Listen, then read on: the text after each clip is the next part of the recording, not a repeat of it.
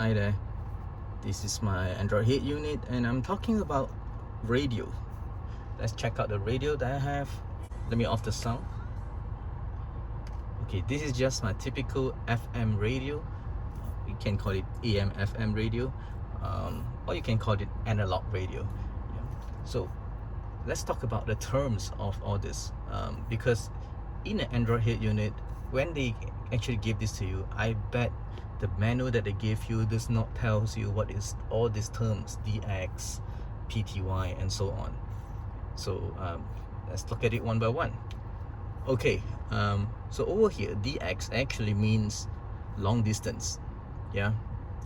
And if you look at this one, PTY means program types. So you can actually choose your types of programs. Yeah, say for example, you will actually automatically search for you anything related to drama or anything related to rock, light, or classic, whichever type that you want. But it also depends on countries. Yeah, perhaps some countries in Europe will have this, but in Malaysia I have tried, it doesn't work. So, and it automatically search for me, and I think it's a bit annoying for me, so I just leave it as varied, or I can put it as none. Just back, yeah. And if you look at this, what is PS? Yeah, you see, it started to automatically look for me. So it's actually a bug if you ask me, because it continues to go on like that. I rather to put it as none and let it be there. Yeah, but I think there's some bugs. Yeah, so in order to do this, to clear the bugs, what I need to do is I need to do a restart. Let me just restart it, then it will be gone.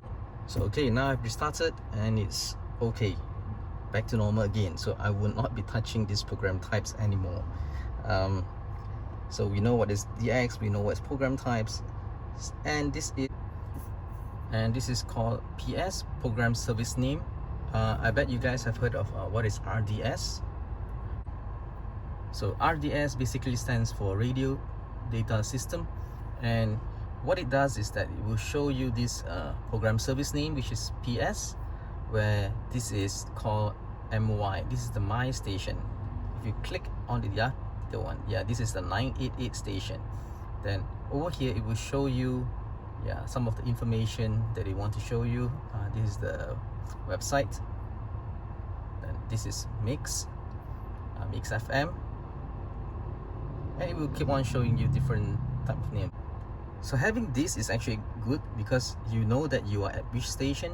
But I really hope that, you know, the designer of this radio app can actually put this a bit higher, or here maybe next to this frequency in a bigger way, so it looks more obvious. Over here is just a bit too small. But anyway, let's look at the rest. You have band here, band meaning that you can actually change it to different bands. FM1 means you can set up to 6 here. So say you have the number 7, station number 7, click here again, then use FM2, you can set another 6. FM3, in total you can actually have 18 stations, 18 FM stations for you to choose from.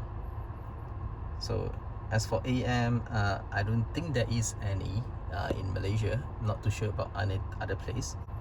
AM you have about 6 here, another 6 here, so you got total of 12. That's it for the band. As for the settings, let's take a look. ST, what does ST means? ST means stereo. So if you, let me just on the sound. Yep.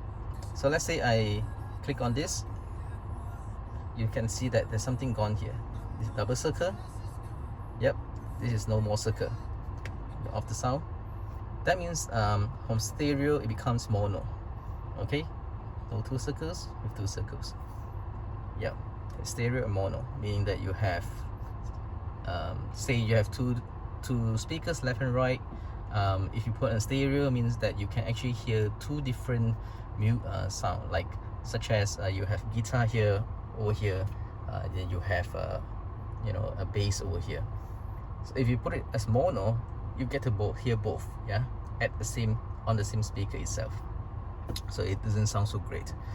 So this is LOC, means it's locator, and this is alternate frequency, meaning that it will automatically search for you. Having another one would be better.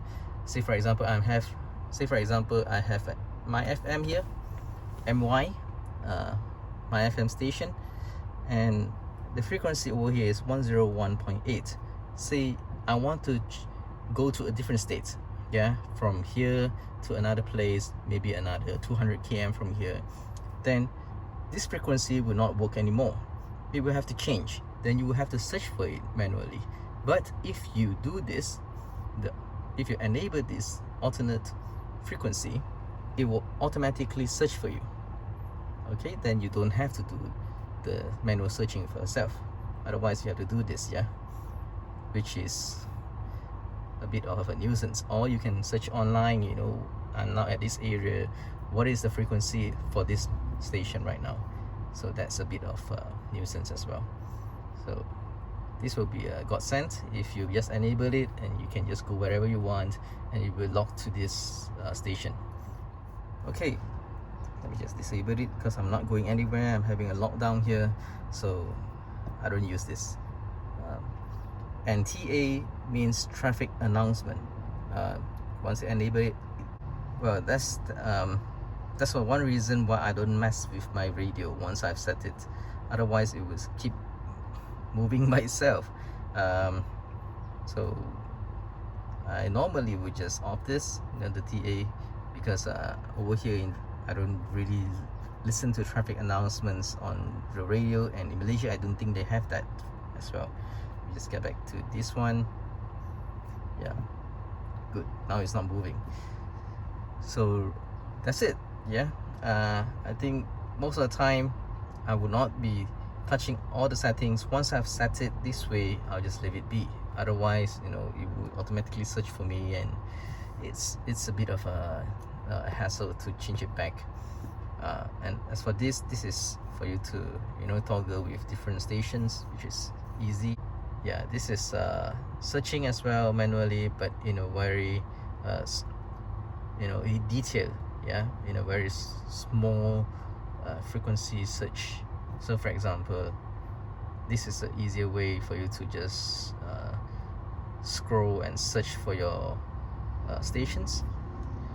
But say you're very close, you know, 101 for example, is like yeah, you can do that as well. But once you reach here, then you can just do this. Okay, get back to my station. That's it. That's all I want to say about radio on Android head unit.